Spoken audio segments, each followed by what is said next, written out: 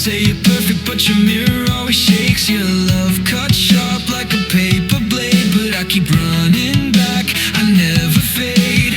Tell me I'm too much, I dare you to try. I live for the spark in your critical eye. Critical love, yeah, it's tearing me apart. Sharp like a dagger, but it beats in my heart. You push, I pull, we both fall hard.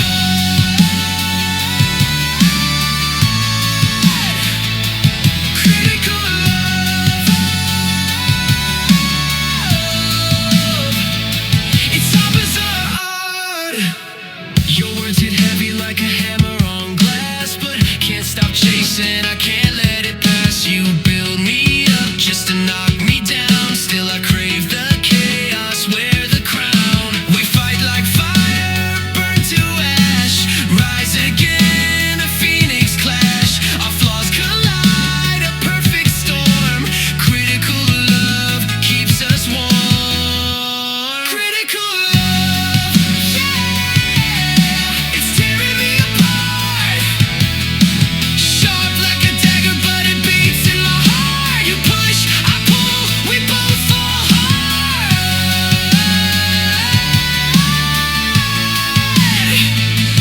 Critical love, it's all bizarre art.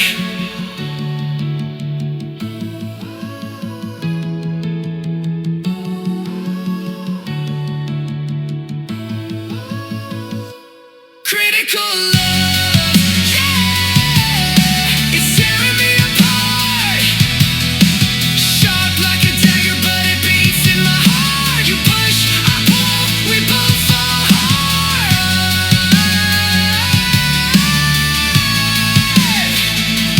Critical love, it's all bizarre art.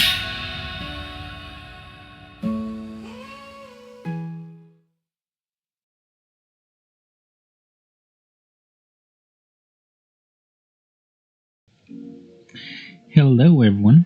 We are talking about a different case. Totally, not Idaho 4. We are talking about the Guthrie case. Nancy Guthrie reported missing February the 1st. This just happened about 10 days, going on 11 now. If you're not familiar with this case, she was reported missing. She's the mother of Savannah Guthrie.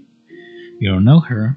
She's a host, a longtime host for the Today Show on NBC. Very popular show. It's not only known here in the US, it's also known across the world. So, Nancy Guthrie is the mother of Savannah Guthrie. Now, again, she went missing, or was reported missing, in February the 1st. She's 84 years old. And at the first report, she was just reported missing. Then we got word that she got kidnapped, but the correct word was abducted. Now all this came down days later. Now the most recent is that there was a ransom that was asked for.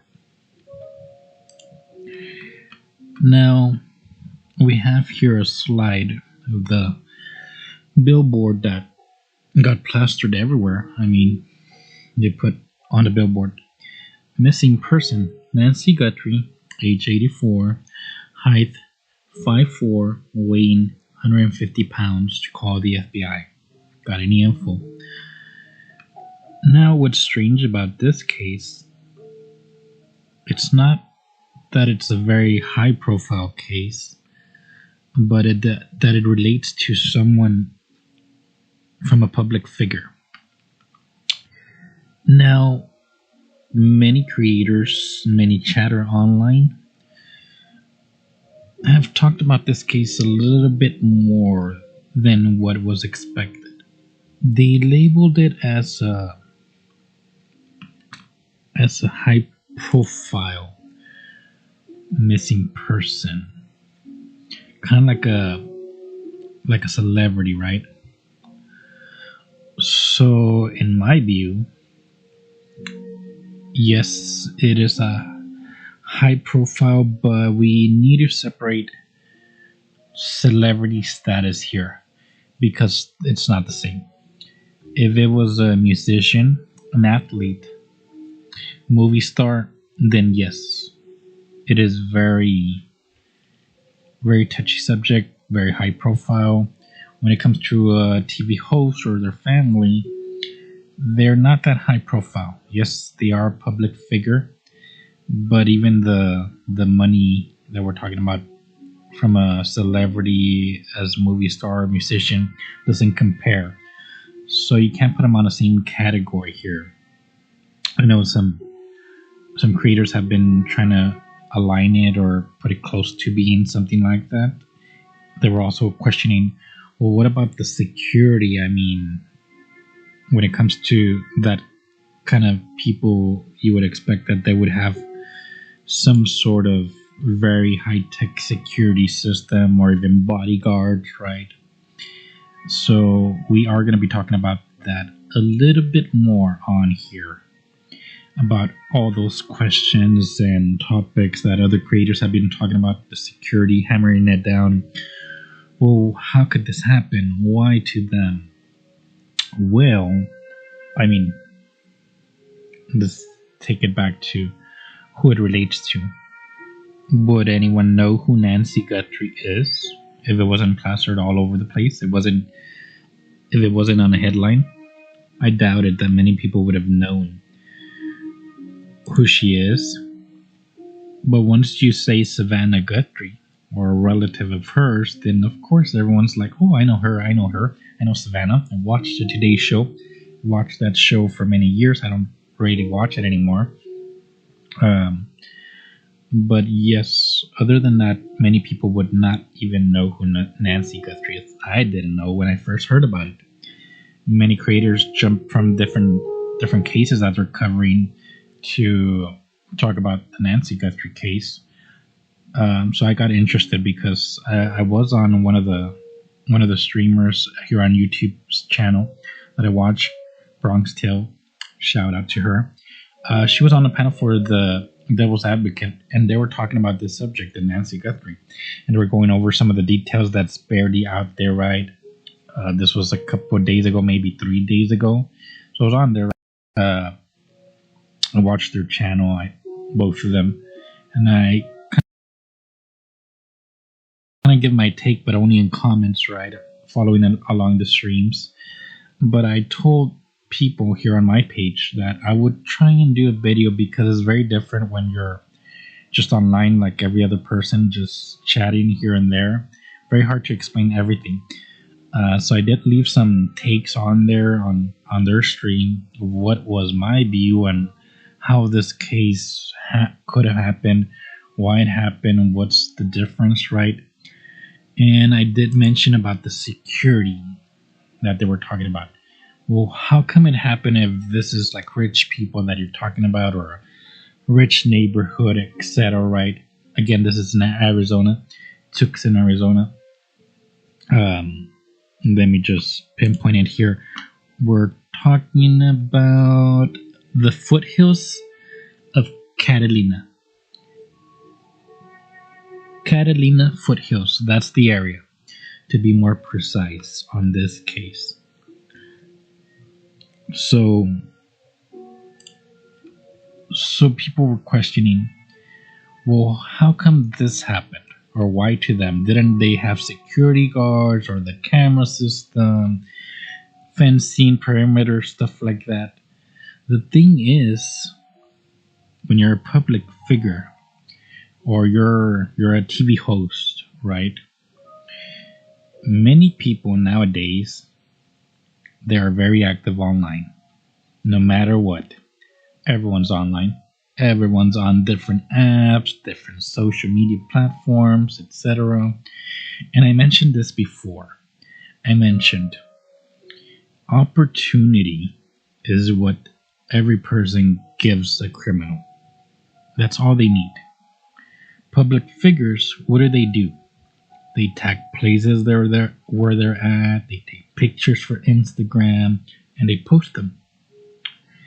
Every post usually has a timestamp, or I was here, and it shows a time, right, or the time of day, or what city they were in, because it gets tagged, right? So every little aspect of many people's lives are all online. So little breadcrumbs all over the place, but not really a whole breadcrumbs, it's literally a whole cookie or a dish, because people allow to post all that stuff. So meaning celebrities, TV hosts, right? Social media personalities, right? All those people, what do? They literally put everything out there. Would you be surprised? I mean, I'm not surprised about it at all. Again, criminals do what they want to do because many people post all this stuff out there. If they wouldn't have any of this info, like meaning social media stuff or posting from their lifestyle or where they're at or who they're out with. It would be private stuff. No one would know about it. But this is again, uh, our public figures. If not a lot of stuff was out there, I doubted that it would happen.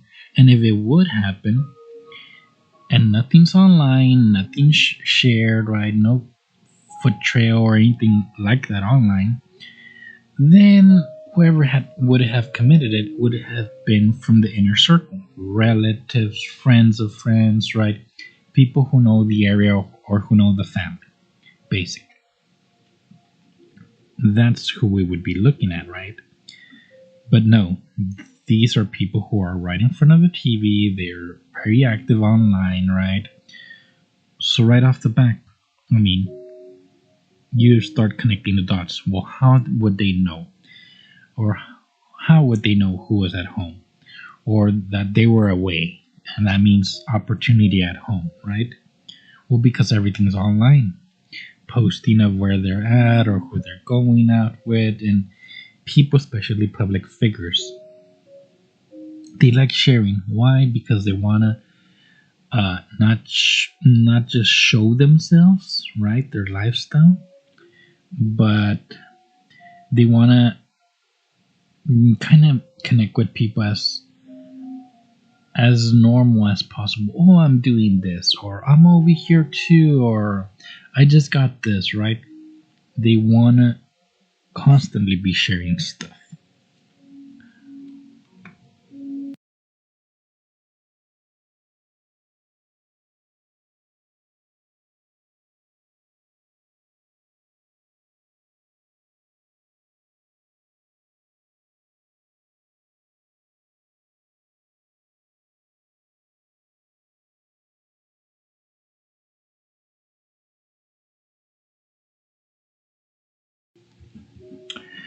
Okay, so now let's talk about a little bit more about the cameras. Now, a lot of people were talking about the security, the cameras right online. Some of them were very upset as to, well, these people, I mean, they have money. They can afford a good security system, you would think. But why did they have very little security? I mean, how would someone just walk up the house, right? No guard dogs, or it seemed like no guard dogs. The camera itself, the position of it. People were like, why would you have a camera that low? I mean, within reach. Because from what we know from yesterday and a little bit of info out there from the previous day, some outlets got the footage that the FBI released of the possible suspect approaching the front of the house through the front door, and it appears on camera, right? And he so easily tries and covers the camera, which is basically about shoulder height, the area where the camera's at, or a little bit lower, which would put it right about 4 feet, more or less. That's above the 3 feet from where a doorknob usually is at standard size doors, right? So people were questioning, why put a camera there? I mean, rich people, you have this very nice house, why just have that camera? Why is it not up there? Now, a little bit of history that I could tell you about this camera, right? Or why there. I did some security work with my friend. He had a company right off after high school, and I started helping him out installing cameras. We would go to houses, right? And would always make sure that the client would understand the positions of cameras before you even leave. Like, you do a whole walkthrough. You first ask them, what do you want covered, right? Do you want everything? Do you want just the front of the house, the back of the house, or do you want the whole 360, meaning full security everywhere? There's no blind spots, right? And we would always make sure that the client understood, what is it that you want to be have secured? Are you just focused on the front of the house? Are you focused on the back of it because you got stuff out there? Or around the house because the windows, etc., or from your neighbor? We have neighbors really next to you. So what is it that you want to secure, right? And I mean, this last house that I remember very vividly securing, right? It was a large one floor house, but with high ceilings. You're talking about maybe 18-foot ceilings, and I mean, even the outside had several areas where the height would drop from the rooftop, right? The edges. And he told us, well, what do you guys think? And we told him, okay. I mean, he was on the higher end, wise on the food chain, right? And he said, well, what do you guys recommend? And we're like, well, we do exactly what you guys want us to do. I mean, what camera system are we working on? And he took out the box, very fancy camera system. And we're like, okay, I mean, there's a bunch of cameras here and the modem and stuff. And we can we advise you based on what the house had. This is a very luxury house that we're working on. And we told him, okay, I mean, we recommend everything. You need to do a 360, right? Everything around the house, nothing, no blind spots. So we went out there, we started doing our stuff. We even told them, modem, very important, so they don't erase anything from the camera, right? We told them, this has to be secured. Only you know where it's at. And what's it called? No one else must know. You and your wife, those are the only persons who should know where this device goes, and that records everything. And what's it called? And so we pointed it out. What location do you want us to put this in? It must be secured away from prying eyes, right? And then we got to work. We started installing all these cameras outside and blind spots. And he did mention he wanted one inside the house.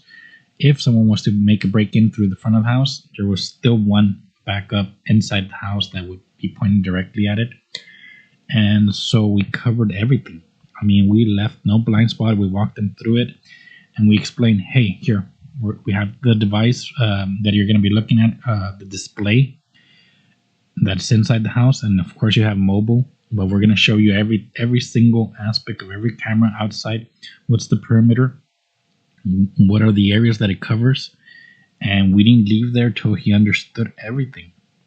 I mean, when you're talking about camera systems, that is everything. I mean, if you're not going to have physical manpower security outside, sitting in a booth 24/7 basically in front of the house, if it's a mansion or whatever, you're not going to have that. then you do need a good security system.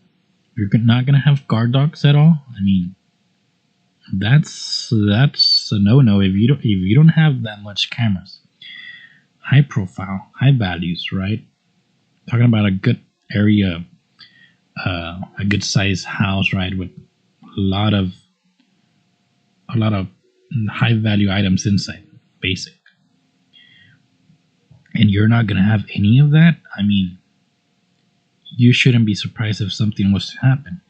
I mean, whether it's a break-in, a theft, right, that might happen, or in this case, that someone literally abducted someone, and you don't have any of that.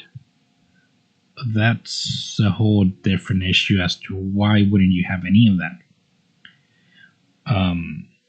Going back to this house that we worked at, so we made sure that the husband, the wife, they all understood everything that we covered, that they understood the display, that they understood the mobile aspect of it, that you can literally see everything, that the notifications, if the camera picks up anything, any movement where people shouldn't be, or at a certain hour, that they got notified on their phone, they got alerts, right?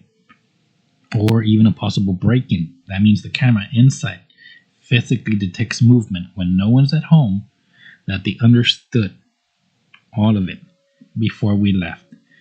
So on this one, now talking about the specific camera that the Guthrie residency had, that I'm telling you, that it's right above the doorknob, right? The area, it's about 4-foot area height, more or less, where it's at, and we have here the image of the guy approaching when he made the approach that the FBI released. That this image is, he's wearing a mask, of course, to cover his face, hands to cover any fingerprinting, shoes, etc., high terrain shoes, right?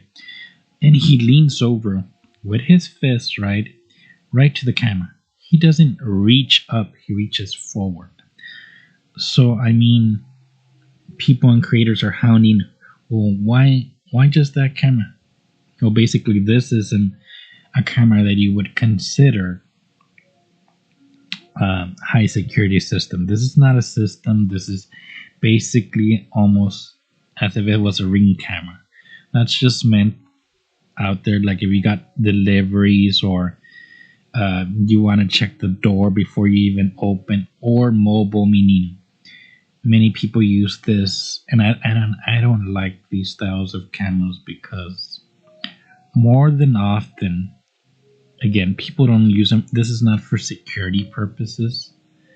This is mainly like if it was at a residential home, like got family and kids, to check basically who arrives. If your kid got home, or family member got home, you basically check, oh, what time did they get there, right? Are they okay? Did they get there on time, right? Just basically like a check-in camera system, not for security purposes at all. And this one also, again, this one's not to be moved around or anything like that. The camera just, it's a well fixed position.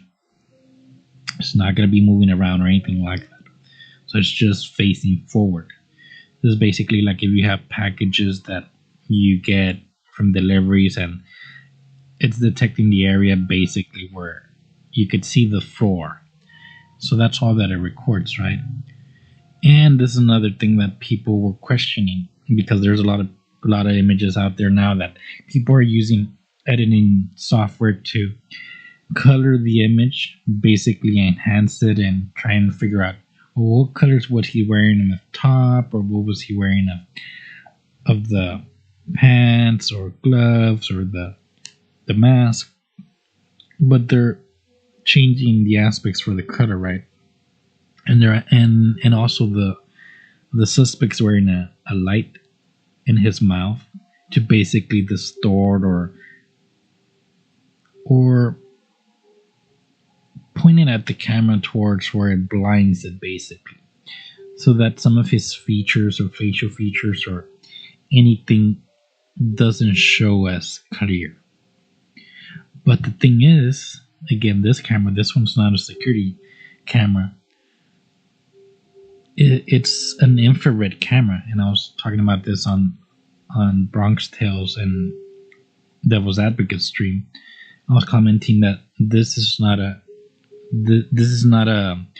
camera that has a double function where it colors everything. As soon as motion's detected, you'll turn it back to daylight, basically. This one's just an infrared camera where everything is cleared up. Yes, it's nighttime, and it clears it up enough so that it can detect that movement, and it shows it on your display, whether you're on mobile or you have a CCTV inside your house that you can go back there and do a little playthrough. That's all it does. This is not a fancy camera system. This is just meant for the front of the door. That's it. Not a high security system. Just record and that's it. And I know that creators were hounding a lot of the why this camera, why have this, and it says on the images released by the FBI, it has a watermark of a Nest camera. I mean, a Nest camera is not going to compete with a high security system like the ones that I was describing earlier when I used to do this with my friend of installing security systems. I mean, it doesn't compare at all. Like, this is just the front of the door camera fixated. It's not a 360 camera. It's not a dome or anything like that. Not double feature for nighttime to turn it into daylight if there's a movement. It's just what it records, and that's it. And another thing that we did here was that it wasn't attached to the cloud, like to safe storage. It was not. Many mistakes that people do when they get cameras, and cameras nowadays aren't that expensive anymore. You can find them for as little as $20, $30, even $100. It's not too expensive.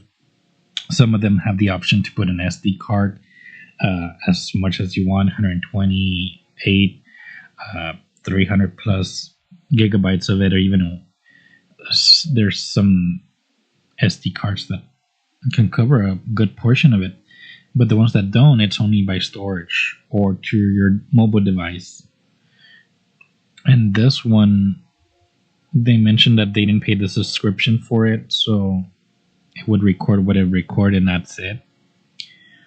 So mistakes were made, yes, by the family.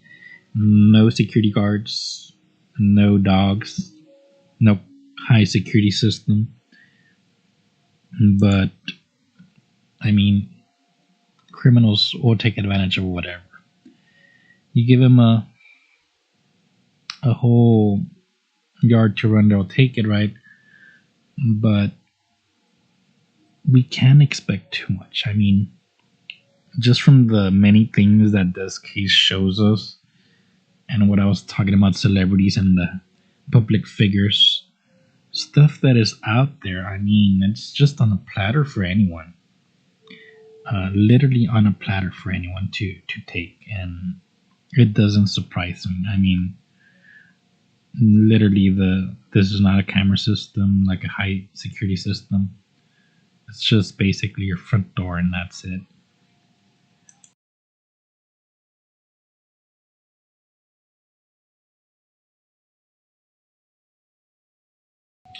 So now let's talk a little bit more of these images from the FBI of the possible suspect. Now we have several on here. There were four images that they released, right? The one where the suspect's just first standing, right, and it's a still shot, and the second one with the fist coming towards the camera to try and cover it, and then the one where the person's trying to cover the camera with some garden bed weeds. I don't call them flowers. They look more like weeds, right? And so the first thing that I pointed out and I had posted on here on my YouTube channel that I was gonna try and do this video because I was basically just commenting live on Bronx Tales and Devil's Advocates community when they were streaming live right about this case, and I heard about it. And me, a little bit of my background that I have told several communities. Yes, I do have some little bit of background when I was in school studying criminal justice and be very detailed about stuff, things that we would see, how to get as much info from very little, meaning if you're live out there and an accident happens or a robbery happens or something happens, right, you're trained to see at a very small fraction of an instance. You have to gather a lot of info within a very few window. So on here, just by the image, the first one that the FBI released, the one where the suspect's just walking up the front of the house to the front door, right? That little area, that little pathway with tiles. The first thing that I saw was, okay, if he's walking this way, there's tile. That's very helpful when you have very little tile. It's gonna be your help, and this is what law enforcement should have done, or that they did. They should have done this. I mean, this is very basic stuff. So what you do, if you don't know the height of them, you know how on some stores, any store that you would go to, even at a gas station, you see this. Well, that is if you pay attention to it. And stores have this because if there was a robbery or any break-ins or stuff, they have a measuring tape that runs along the doors, and it's there so that the camera catches the suspect, the robbery, or whoever. Once it passes in front of the door, they'll pause the camera footage right there, and it'll measure the height of him. With that measurement, at least you got some info as, well, it was 5'6", it was 6'3", or whatever, based on the doorway. So you use that as your guide. That's why some businesses have that. I mean, that's your helpful guidance, right? And on here, with that first image, the one where he's walking up, there's tile. For me, that was my help. I was like, great. There's a mat out there that I could probably guess how much that black or dark mat's on the floor, right? I can probably measure it and figure out some of his height or shoe size. What I focused on was the tile. I was like, perfect. This is square tile. It's not the long size, right? Landscape tiles, right? These are squared. So on the tiles, there's 16 by 16, and there's very popular 12 by 12. So that means, and I think I mentioned this either was today in our stream or yesterday late at night, and someone said, well, no. I said, based on what I saw, that can't be a 16 by 16 outdoor tile. Why? Because when the suspect's walking up, his shoe can fit on that tile. I mean, unless that person's shoe size is 15 inches, a size 15 or size 16, which I doubt, that would put him at 6'6", almost 7 foot tall person, and that's not going to be a 7 foot size person. So that narrows it down to my second option, which is a 12 by 12 tile, right? So if it's a 12 by 12, his shoe size fits in it. That gives you, depending on the shoe brand, right, or the type of shoe that you're wearing, whether it's a boot, it varies just a little bit off from a regular tennis shoe size. So if his foot fits on that tile, 12 by 12, that means his shoe size should be at least size 11. Size 11 would put you easily at about 6 feet tall, easily. So that means to me, right off the back, just with very little, just the little pathway that he's walking in, with using the tiles, that gives me his shoe size, and with shoe size I can at least get his height. Then with his height and shoe size, at least you can guesstimate more or less his weight even. I mean, body weight for a shoe size that you estimated close to 200 pounds, 205, right? Around that range. And he's not lean. I mean, he's not lean by any aspect. Even with the jacket, he's not a lean person. So you can estimate it at 205, 210. That's my take. That's what I'm basing it off just by the shoe and the height. I'm averaging the body weight from a person who's that tall and that shoe size. Now we got those things as info. This is stuff that law enforcement should have done. I mean, if they only have this, that's at least gives you the height, the weight, and the shoe size. And now if you have a possible suspect, you can at least have some info. If anyone saw anyone out there, you have that info right off the back that you can get it out there. A bolo goes out there right away. And what's calling you say, hey, there's a possible suspect. He's wearing a jacket, gloves, right? He was wearing a mask, of course. That person's going to take off that mask to blend in with everyone. He's not going to be wearing that face mask the whole time. That's a giveaway right away. Other thing that a criminal might not take off right away if they were on foot or driving, he's not going to take off those pants to switch out to anything unconspicuous from the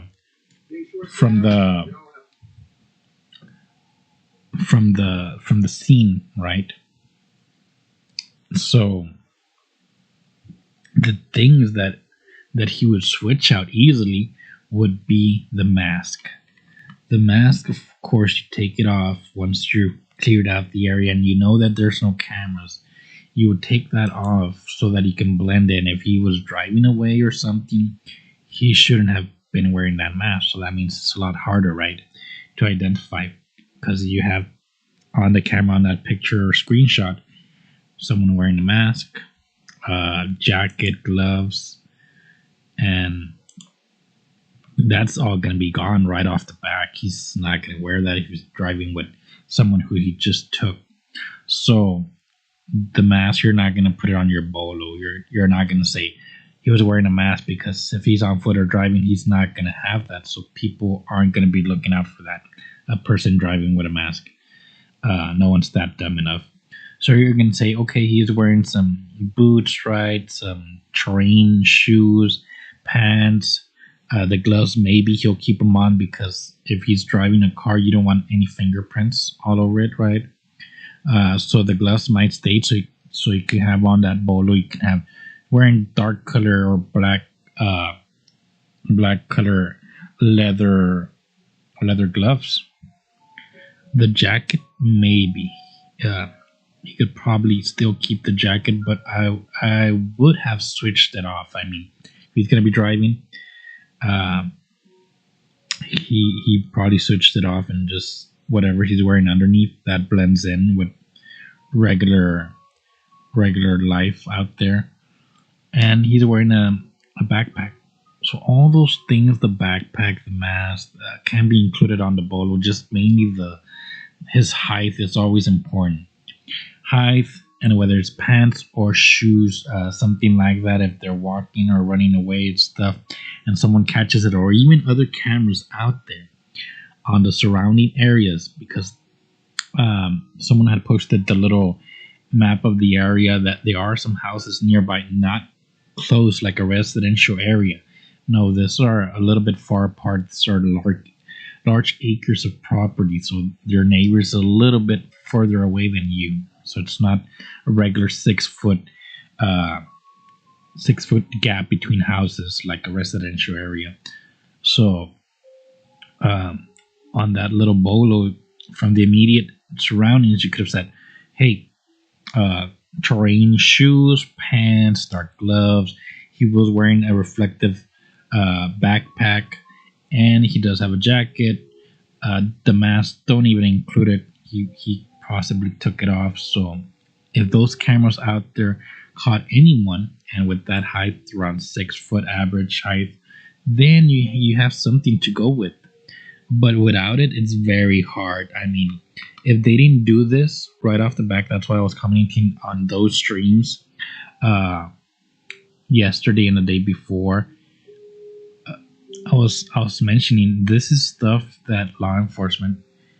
I mean, that's what they do. If procedure, and that's why I've said it many times. Also on the Idaho 4, there's some cases that are so easy. I mean, the first 24 hours that you get very little info, you should put a lot of it together really quick. Really quick. This is basic stuff that they should be doing. And then you write with that info, then leaving the area, you make routes. Okay, where could it possibly have gone? The first neighbors are the first ones that you're going to check for cameras. If they have cameras, right off the back, a timestamp. If this Nest camera doesn't have any timestamp up here, right, that doesn't mean that on their phones or devices where it records to or it's viewable, that it wouldn't have a timestamp. Most of them do, and it would be under your description or video log. It should be on there, so they do they can obtain a little timestamp from it. Once you get a timestamp that you know when that person approached, and if there's no footage of them leaving, then you guesstimate from there. Okay, how much time would it have taken inside? 30 minutes or less?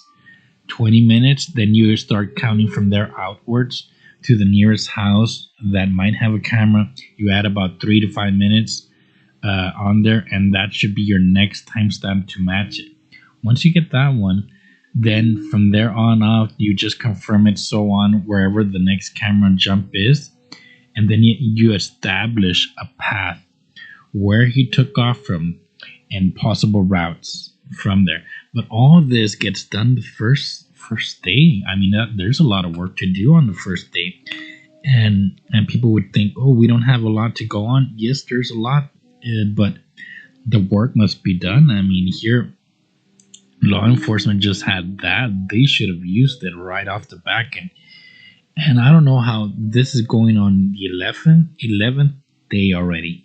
Last night they did detain for a little short while a person of interest, and they didn't arrest. They just detained and they released. But going on 11 days, that means, to me at least, that they didn't do any of this path work or even getting a little bit of the description or height and weight. And this basic stuff, kind of like how I described it right now, what you would do.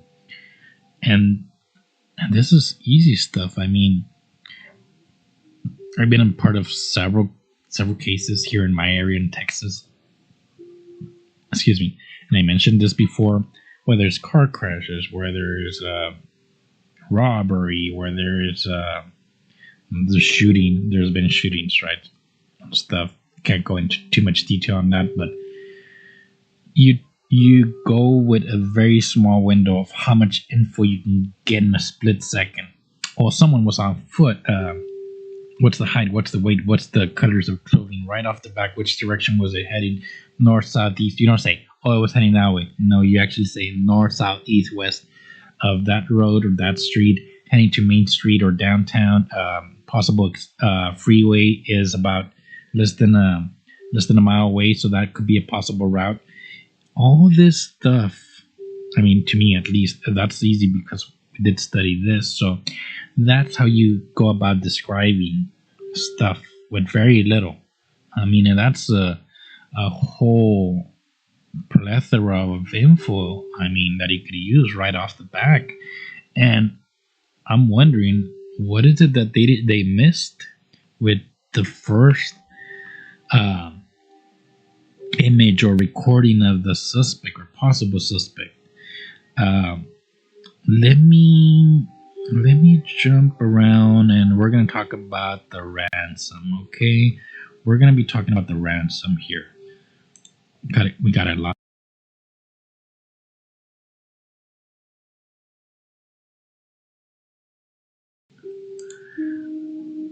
So the ransom, there's been three at least that I can recall that the suspect asked for.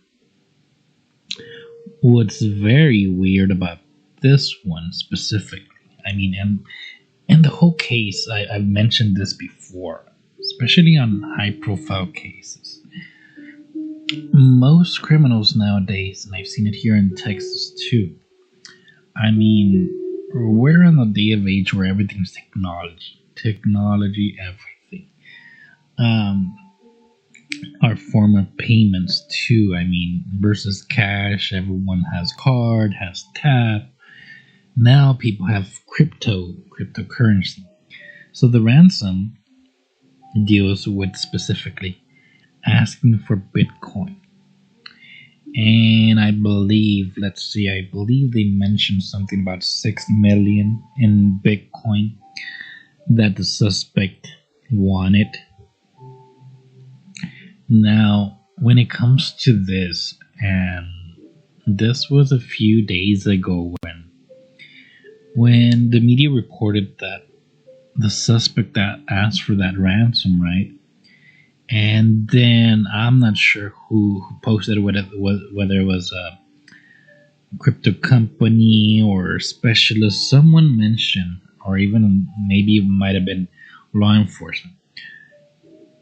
They were like, "Oh, great! They're asking for Bitcoin. You know what? We're gonna get them through that. Why? Because it's public info, right? They can get the info of people with Bitcoin or any small details on there, right? That they can have access to it." But the main one that they pointed out was that they could get the suspect and track it once. If the ransom's paid, right, he has the 6 million in Bitcoin, right, and we can get him once we see movement of that Bitcoin, because he can't do anything with it unless he cashes it out, right, or transfer to someone else, right, sells it off, and that's how we're gonna get him. I was like, who mentioned this? Are they dumb? They must be dumb, because why are you literally telling the criminal out there your game plan? I mean, criminals, if they're at large, right? Whenever they're at large, that means they haven't been detained, they haven't been arrested or anything like that, or there's very little info out there that they might get them, right? What do? They're watching the news. Literally, they'll be sitting watching the news, whether on TV or on their phones. They'll be online, right? Basically watching the whole time to get updates. Are they close to getting me? Are they close to cracking this? They literally are glued to the media to know how close they're getting, right? So, do you think when that person, or whether it was law enforcement, whether it was a specialist, was a contributor based on crypto and Bitcoin, do you think the criminal didn't hear that? The whole, "Oh, we can get him this way. Once he cashes it out, we'll be on him."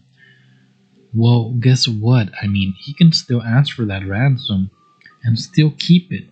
Now that he knows by you all telling him that you'll get him this way, guess what? He can still cash that out in portions. If someone cashes it out in portions, how are you going to track him? There's not going to be saying, "Oh, he cashed this out for the exact 6 million in Bitcoin."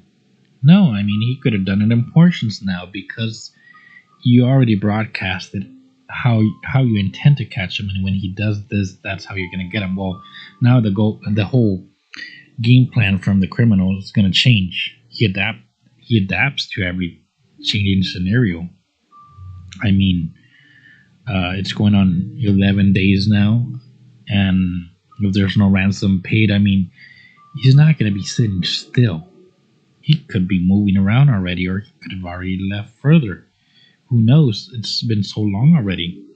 That's why the very first day, even the second, if you don't have concrete steps as to who could it be, which direction he went, if you can't establish any other camera that catches the movement or the route, I mean, pretty much that person's gone. And I know several creators across here on YouTube had mentioned, well, even online chatter. Well, I mean, have you seen the video of the suspect? He's the way he walks, the way he's not too smart, trying to cover up the camera. He's wearing the little light and gloves, etc. And he doesn't seem. He looks like an amateur, right? Well, I mean, I answered that question just online, right? I was like, well, he's not an amateur if he pulled this off. He's not an amateur. I mean, could this be his first time doing anything like this? Possibly. Yeah, possibly. That's why it's awkward, right? The way he's walking, the way he's approaching everything, very odd, right? Some said, oh, most suspects just spray can the camera and that's it. You're done. It's covered, right? Well, yeah, he might be amateur to many, but I mean, he's not an amateur to me at least. I mean, he pulled this off, and we're now sitting at 2 weeks, going on 2 weeks already. 11 days since he did this, or she did this. Many people have pointed out, was the suspect a male or female? The size again comes into consideration. What is the average women's height? I mean, that you could literally, anyone who has been walking out there, I mean, what's the average height? Do you see a lot of 6-footers? I mean, maybe in heels, but this one's wearing all-terrain shoes, so I mean, not a lot of heel on there to give it more height, and it's already 6 foot tall person. And the body build as well, it's about 205 to 10. Shoe size about 11. So do you think that's a girl who did this, a female? Or do you lean more towards it's male? Right?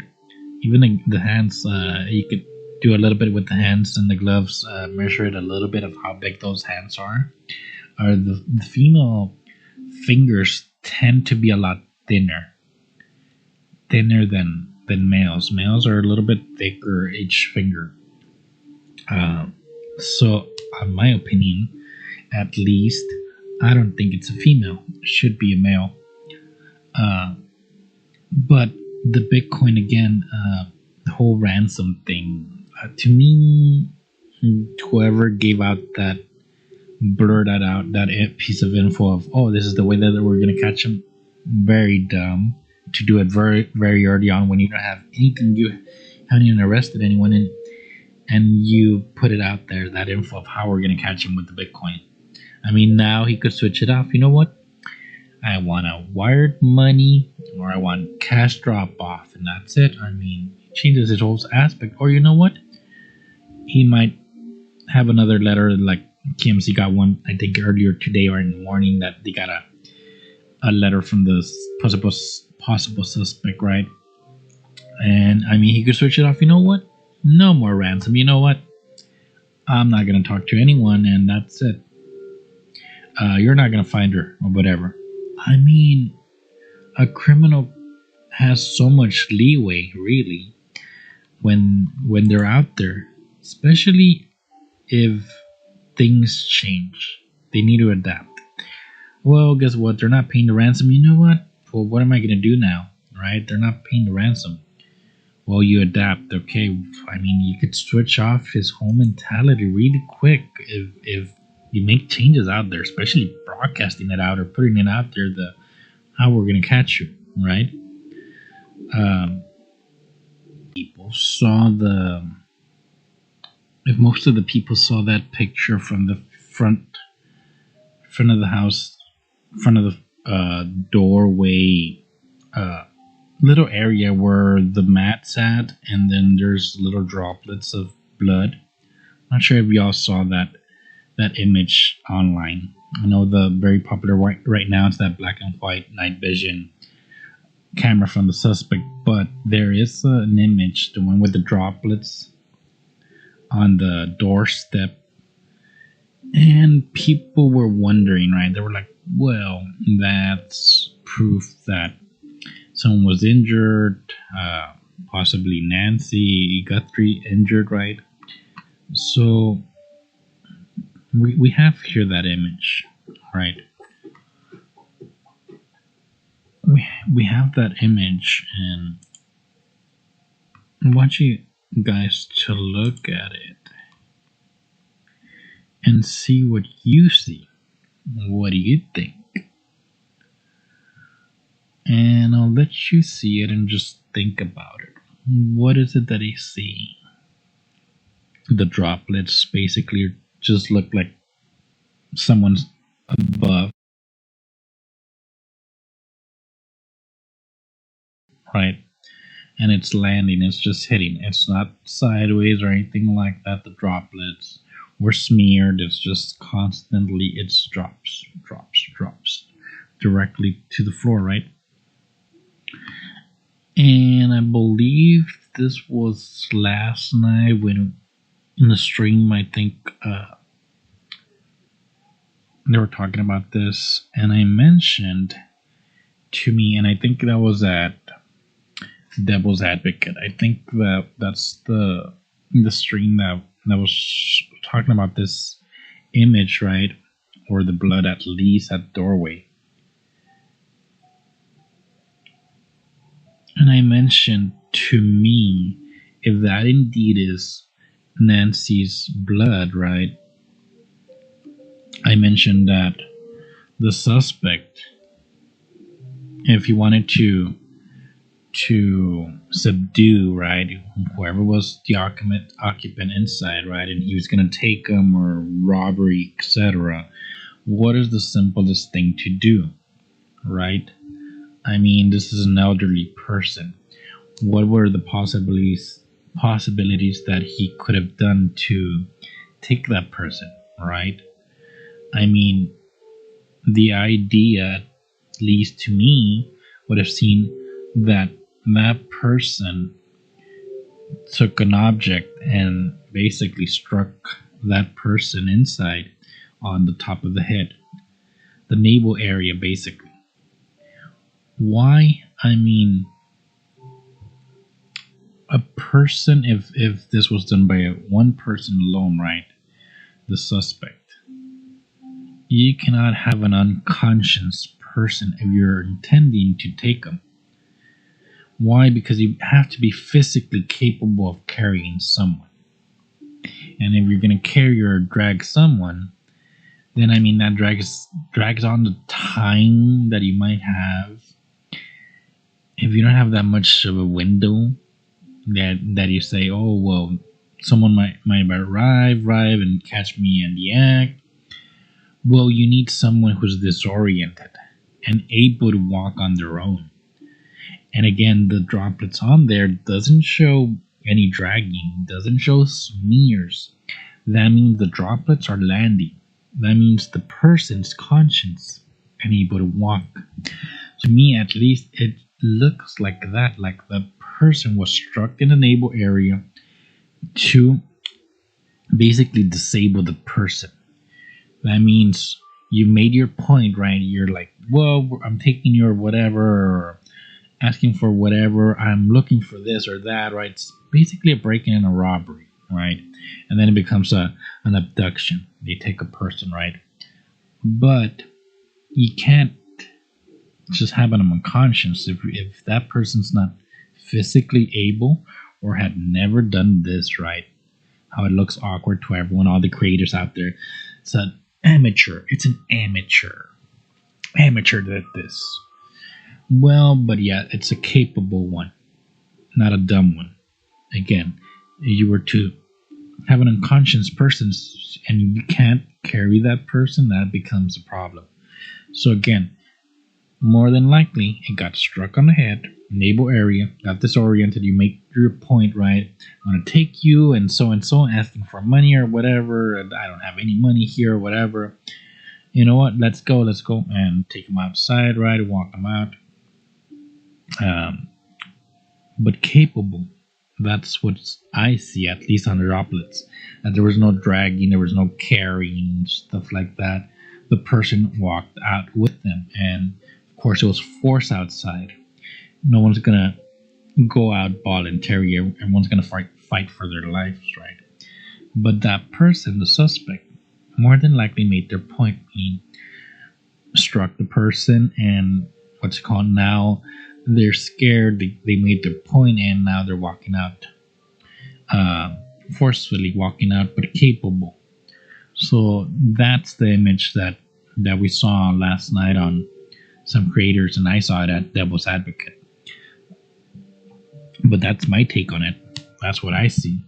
And that's at least what law enforcement should have saw, that hey, if that's her blood, this is droplets, these are falling straight from above. That means there's one and two areas on those two tiles that are the ones where it's more consistent. That's literally a step outside. That means if she's literally stepping out from the door and being held from the suspect, they made a stop there. Why? Because there's a little drop area from the doorway to the ground, to where the mat's at. It's a little gap. That's a drop there, a step down basically. So that person walked there and is walking slowly, and what's it called, the droplet pulls there a little bit, and the second step there, another pause, and then continues. But it's, you see several droplets. So to me, that's what happens right there. That's what we see. Now, let's finish up on here with the media, and people were asking, and this is everywhere online, not just on YouTube. There were some comments that I was reading on Facebook and everywhere else. Well, why is the media now just focused on this? I mean, 24/7, nonstop headlines, online videos, interviews, front and center on every show, right? Why? Why just this person, a missing person? Why wouldn't they do this for any other missing person out there, an average person?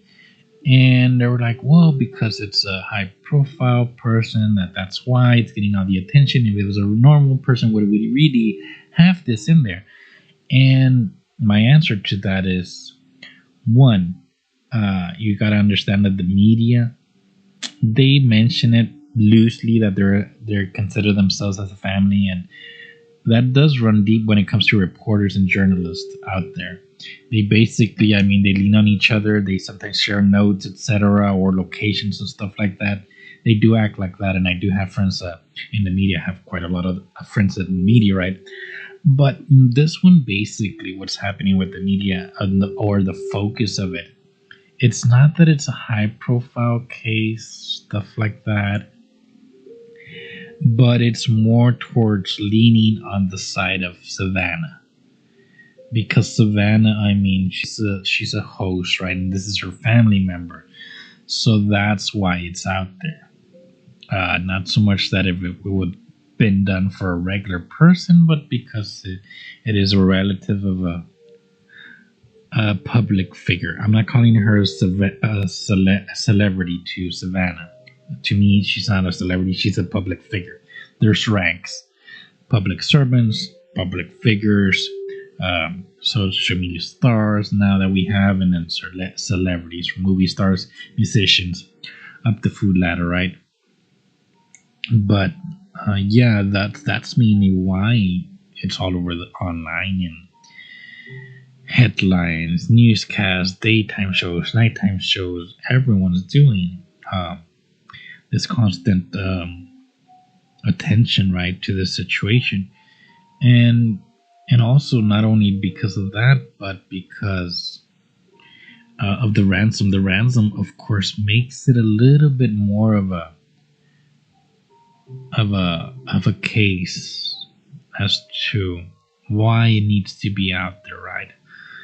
And then you also, it comes the business part about this. I mean, I've said it many times that the media is a business. At the end of the day, they're a business. They're in there to make money, And if there's a story out there that's gonna cover their airways or their slots, this is the other thing. Now getting a little bit more detail about the media. They have slots to fill throughout the day. And there's portions throughout the day. What's the first one? The morning ones is very popular. The slot is the 7 to 9. That means this breakfast people, anyone out, heading out the door, going to school, the first thing that they see if they're at work or wherever, that's this time slot. There's the 7 to 9, there's the noon time, there's the 3 p.m., there's the 5 to 6 p.m., and then there's the 10. There's time slots for every network. Those are the slots that are always reserved for anything important. The main one would be 10 p.m. If it's nighttime, it's 10 p.m. slot. The afternoon one's 3 to 4, 5 o'clock, 5 to 6. Those are time slots, and I know this because all my friends that and media people that I know, those are the time slots, and those are the deadlines that they have to have. Whether it's something for the 10 p.m., they have to have it ready and edited by 7, latest at 8. Crunch time, because not only do you have to edit it, the main editor for the company, not the person physically doing the editing, no, the one that gives you the go ahead to run it, he has to see all of it, that it's finished product, right, and everything, that it has a source wherever you got that info, right, and it's headed towards the newscast, whether it's a 10 p.m. slot, right? So all that has to be done before that, unless it's live, then you take up that slot way ahead of it. So all this, it fills up slots no matter what. So for the media, yes, they're going to stay on it because, eyeballs are going to be watching this. It's nonstop. They do have to watch. They have people who are interested in it. So of course, they're going to run it no matter what. And us here on YouTube, yes, many are running it every single day. Me, at least, I don't intend to do this every single day on this case. I wanted to do this video because of my insights of why certain things are the way they are, what things were missed, to better educate a lot of people. Because I when I started this channel, I know that I have a lot of takes on, and they're very different from everyone, and I do bring a lot to the table. So it's a very big step away from just commenting stuff, right? A few sentences here and there on several streams. Now you could actually hear what's my full take on it, and not just little snippets of it. So that's why I ended up actually doing videos for you all, so that way you get a little bit more of a sense as to why are things certain ways, or what is the way that I see it. So it makes it a lot more clear. But yes, I do want to thank you for tuning in to this one, a video that's not Idaho 4. So you guys get at least my take on it, and what I saw, what things were missed, what things law enforcement should have done and possibly didn't do, because we're on the 11th day of this. And we'll get some updates and see if they have any progress on this case, if they got any leeways. I know that last night's suspect wasn't a suspect, wasn't detained, or wasn't arrested, was just briefly detained. So for right now, they still have no suspect, or no possible suspect, or a good lead on it. Thank you again for tuning in. We'll see you on the next one. Good night, guys.